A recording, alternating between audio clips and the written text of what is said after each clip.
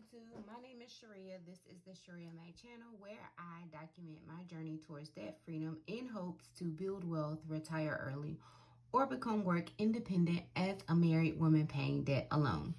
If you are new here, thank you so very much for clicking on this video. And if you are a returning viewer or subscriber, thank you so very much for coming back.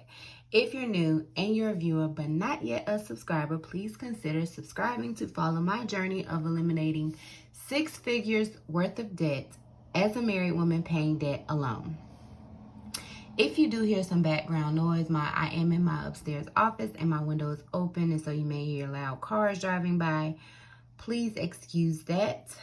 Today's video is September paycheck number 2 budget, and we will get right into it.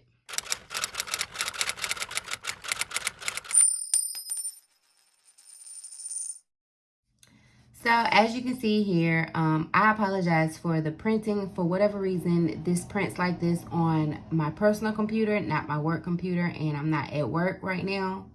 So I had to use my personal computer and printer. But anyhow, I'll go over the numbers. First, we have savings. I do believe in paying myself first. That is a habit that I have since developed since being on my debt-free journey. And I pay myself $125. That $125 is currently going into a freedom fund. And then I have $50 that goes into a Christmas sinking fund. I have my emergency fund that is at $2,055.01. And that is just $1,000 per household, my household, and the condo that my daughter is living in. My taxes, they are to be determined. I do have a CPA now. She does all of that. She tells me how much I need to set aside for taxes each month and how much I am able to pay myself each month. That brings my total savings to $175 and my total savings payments to $175. My total savings to $10,094.27. And I did have a goal to save $10,000. So technically I've met that goal, but I wasn't specific enough to mean or to write that I wanted to save $10,000 in my personal fund. So in my personal fund, which has now become my freedom fund, it's only $4,000, but I did take about $4,000 to pay off the tickets that I bought to the J. Cole concert. As for the income, this is solely my W-2 income. I am trying to only live off of that, and I feel like I'm pretty successful. I've become pretty successful at it. I only really have 2 debts at this moment, and that is my student loan debt and the Best Buy credit card. And that will be paid off by the end of this year. The Best Buy credit card will probably be paid off by November 16th if I don't feel the need to go ahead and pay it off next month. But anyhow, this is my regular set W-2 income. I'm glad to have a regular amount and know what to expect every single pay period. It is a little bit lower than what I got from Wade County. And that is because I'm paid differently, although I make more money. So, or I have a higher wage. So I get $1,964.44. And that's it. Like I said, okay, so a couple of things. I used to take the $900 consulting 1099 income and put it into my personal account.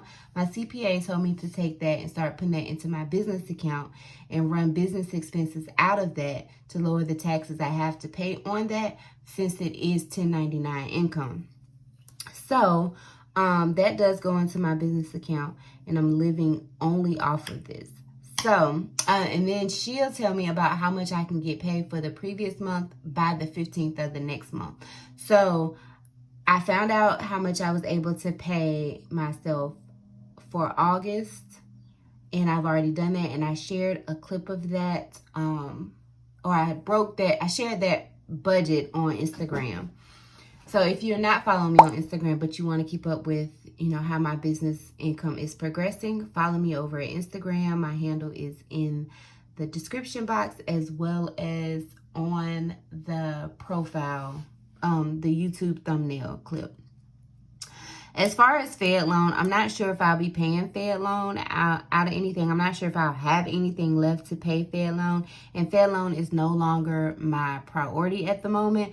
I had a goal to pay off the interest. I paid that off. And now I'm really working on the Best Buy credit card because the promotion ends November 16th and it still has a balance of $11.50.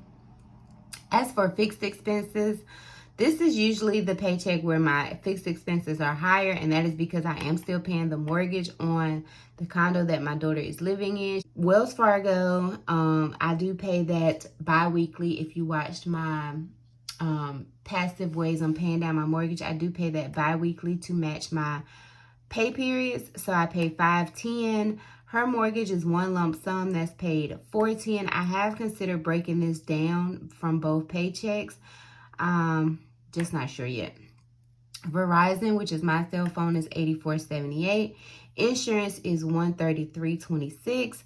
And Amazon Prime is $13.87. I am heavily considering canceling this because I just don't order enough from Amazon anymore to have to pay for Amazon Prime. Plus, I don't really watch TV. I have to ask my kids if they watch the Amazon Prime and if it's worth me keeping.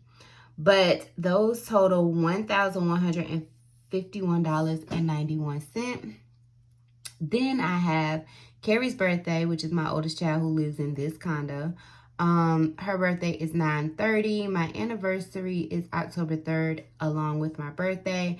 I didn't really know how much I wanted to attribute to them because I haven't put much thought into the gifts, which is, I know is horrible of me. This is me, my husband and I, or me and my husband's. Not sure which one is correct, but it's our 11th anniversary. So, and then my home insurance membership fee was $25, and I've already paid that.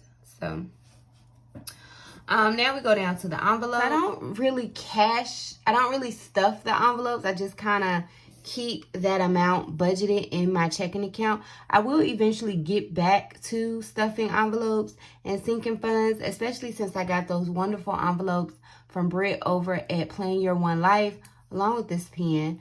But I just felt really pressured to, for one, it was a lot going on, which I think I shared in the video, the first video, I think like my debt update or whatever. I'll pop it up over in the cards.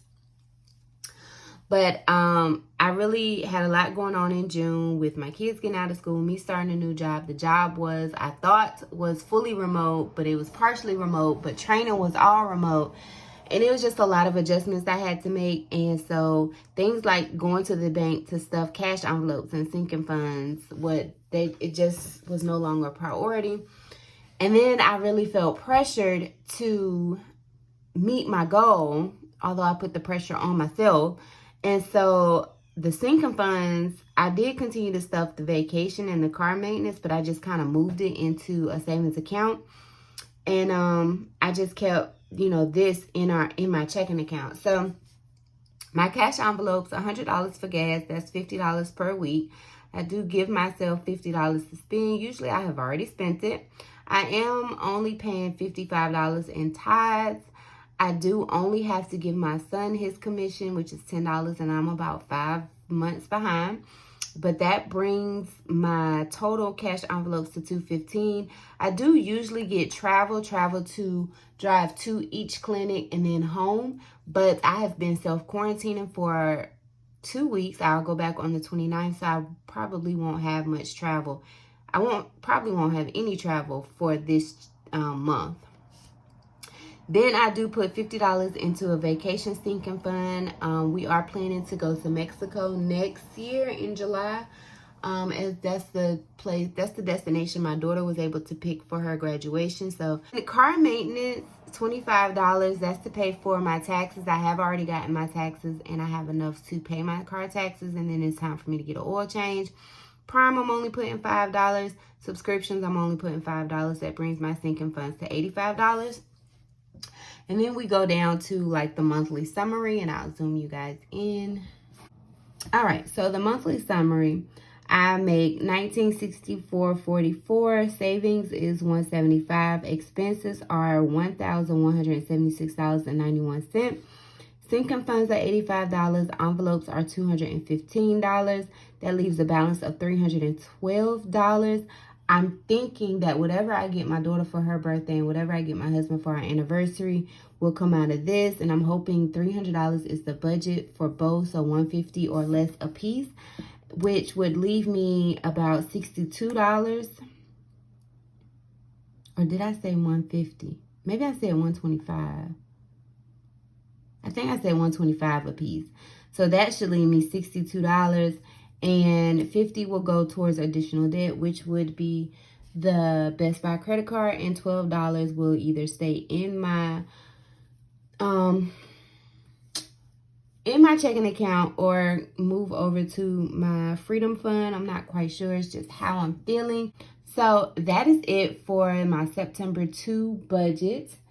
If you have any questions about how I budget or any suggestions on what I do with my budget, please leave those down in the description. In the comments. If you have not already subscribed, please consider subscribing to follow my journey towards eliminating 6 figures worth of student loan debt. That is the only debt I have left. And I keep saying that, although I do have the Best Buy credit card, but I am almost confident the Best Buy credit card will be gone. And so if you're interested in following my journey towards eliminating my student loan interest, which is 6 figures, please make sure you subscribe. Comment down below if you have any questions. Share my content with anybody you think who is on a similar journey or would gain knowledge or inspiration from my journey. And do remember that the debt-free journey is indeed a journey, not a destination. Bye.